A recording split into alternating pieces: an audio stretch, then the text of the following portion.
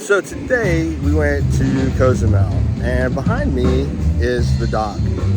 Now this dock is for Royal Caribbean mainly. There is one back behind me for Carnival, and there's one forward of me for another carrier. Now, let me tell you about this Cozumel port.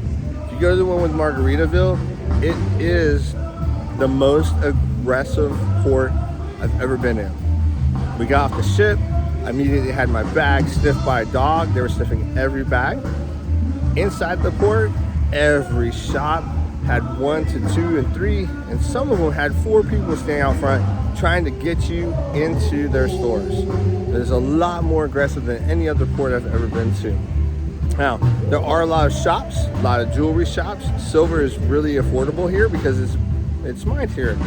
A lot of tequila shops, cigar shops, and then your normal souvenir shops.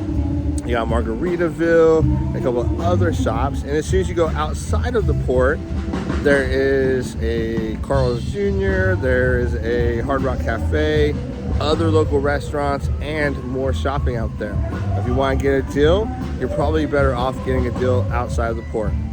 Now from the port, you can get a Jeep, a taxi, a motorcycle, a scooter, a bicycle, you name it, they'll probably have it. So I would recommend getting transportation from there because it's probably a little bit more vetted than some random person picking you up off the street.